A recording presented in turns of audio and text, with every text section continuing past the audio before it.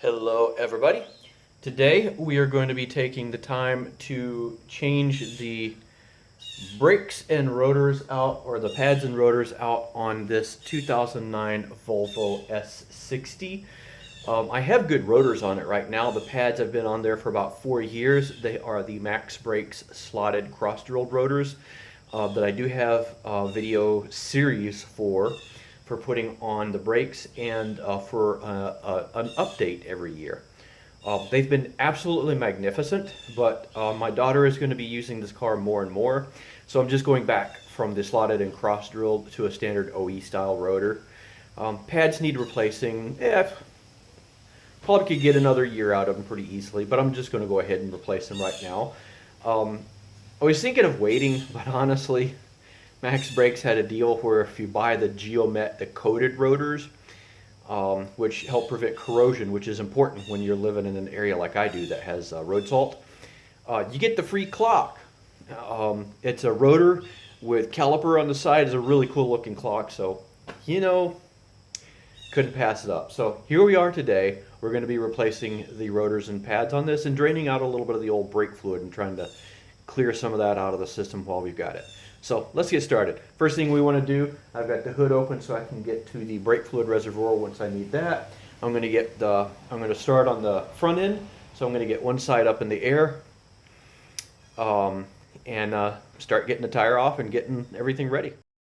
All right, I have it up in the air.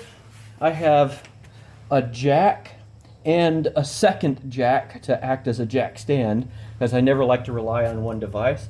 It is always a good idea to take a flashlight and inspect everything else while you're in here. Make sure it all looks good. All of your boots for your CV and your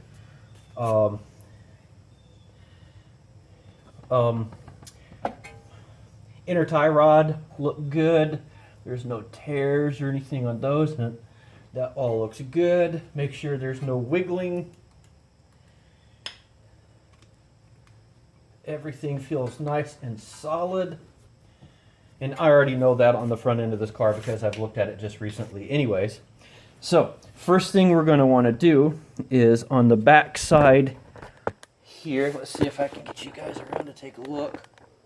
These pins right here, there's these little covers that go over these, and there's two of those, one on top, one on bottom. Those will have to come out. Ooh, and this one's,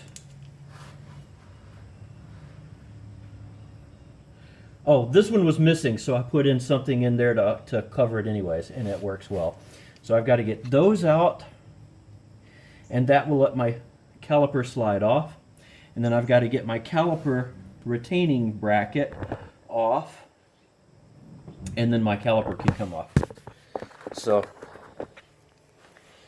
first thing I need to do over on this side is pop this out. That's very easy. Make sure to take a picture or something so you know how it goes back in. It's really easy. Set that off to the side. I'm not going to tell you guys every little detail about how to remove this. I've got other videos out there for that, so I'm just going to get to it. Remove the caliper retaining bracket, and then we can remove the rotor. Of the rotor off, it's down here on the ground. This is my hub back behind it. Everything feels nice and solid there. I'm going to clean off the surface here where everything goes back. This is pretty clean, so it just needs a minor, this little wire brush to brush it off. And I like to put something back behind here like a copper anti-seize to keep this from corroding somewhat. And you can see on the back of here, it's done a good job. It's made a layer there that made the rotor really easy to come off. This is the back side of the rotor. As far as the rotor goes, it's been on here for 4 years and a lot of miles. I tow a boat with this and everything. You can see a little bit of crusty forming in the chamfers and in the slots there. But for 4 years of regular use, not bad at all. The rotor surface is in really good shape. There's no scoring, none of that. And if I look at the pads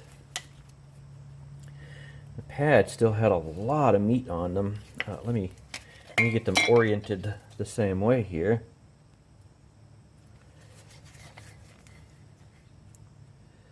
Yeah, those pads still had a lot of meat on those bones. Look at that. Once it gets down to the center of that groove there, that's when you want to start thinking about changing them. And these were in pretty doggone good shape. I mean, for 4 years on slotted cross-drilled rotors, I mean, a lot of miles. I taught my kids how to drive. We went all over the countryside, stuff like that. These are in incredible shape. Really, really happy with these. So I'm excited to see how the other ones last as well. This is, I mean, the wear was even. I mean, everything looks beautiful on these. So let's keep going. Keep on going. Let me get this prepared, and we'll put it back together. As you can see there, the pads and rotors are mounted. New pads are very thick. Part of that right there is the lip, if you can look carefully, of the pad back. Part of it's the pad. Rotors are really good. This is those Geomet rotors. Use the bed-in procedures from the manufacturer. As soon as I start using this, the coated portion where the brake pads hit will rub away, and the rest of the rotor will remain coated and protected against corrosion. I did take the opportunity while I was at it, while I had access to this. Had my kids help me out, and I drained out some of the old brake fluid. You can see it was pretty nasty. Pretty burned looking. So it's been in there for 181,000 miles.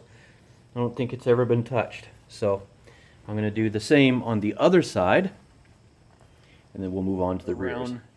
Alrighty, we've moved around to the back now. This is what the back looks like with the tire off. Same thing, I had the clip here.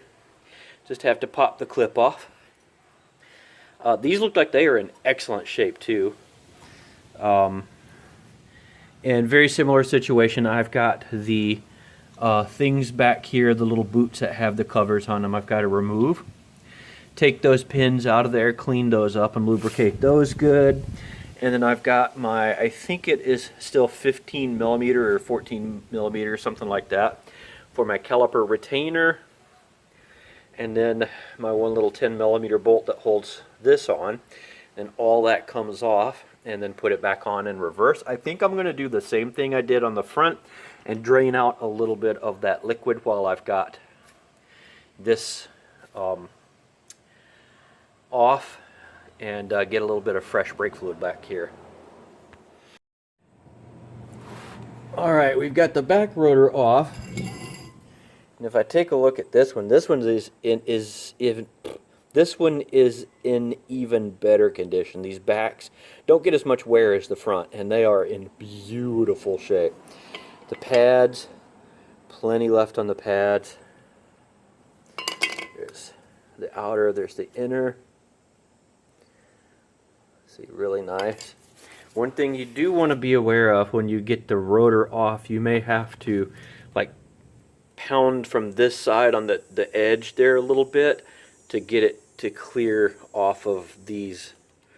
The inside right here tends to develop a little bit of a lip just from corrosion, and it causes it not to want to clear this too easily. So a little persuasion to bring it on.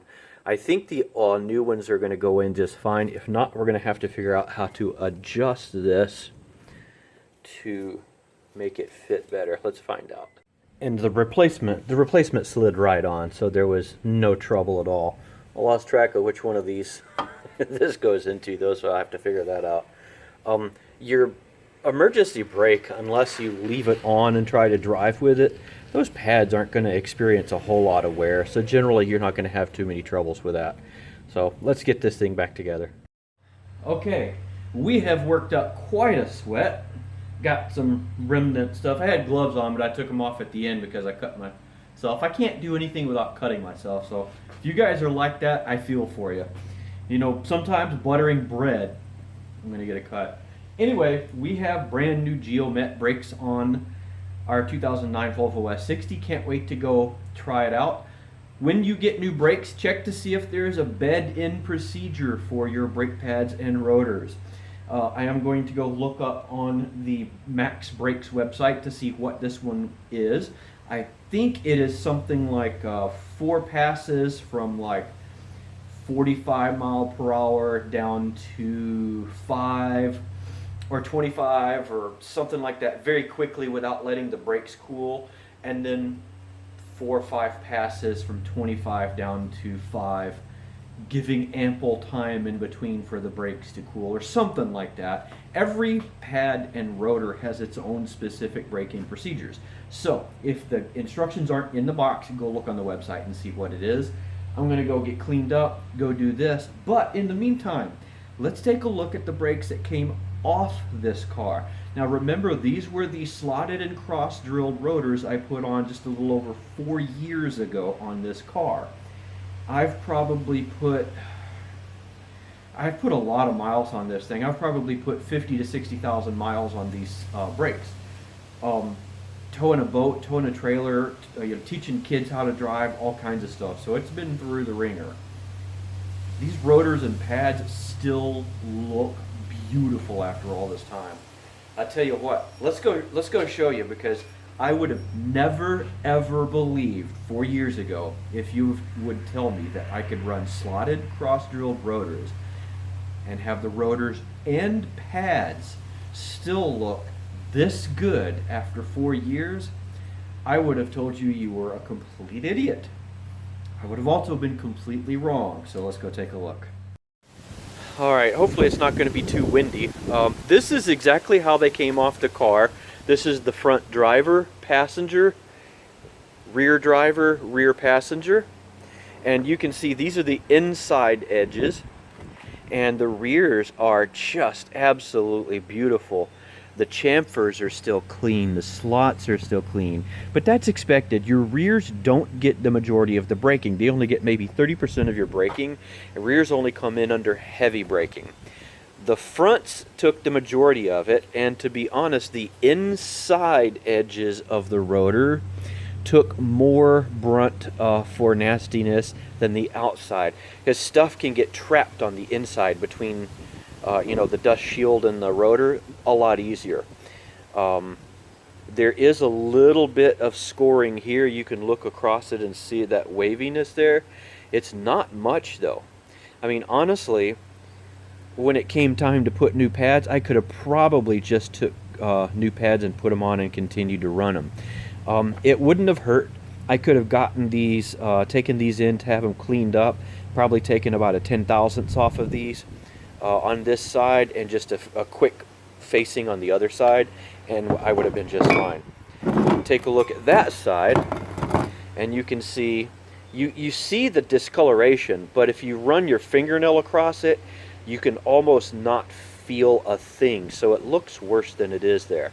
But this side is much better, which is to be expected.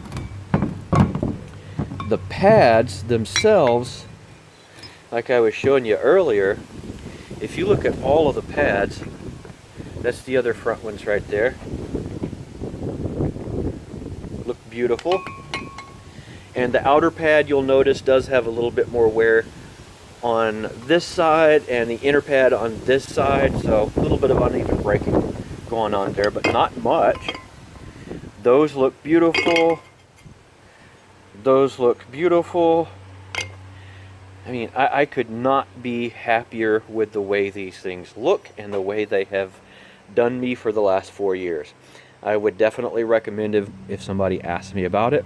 But like I've said before, if I have the question, do I think these should be run with your grocery getter, your average day-to-day driver car?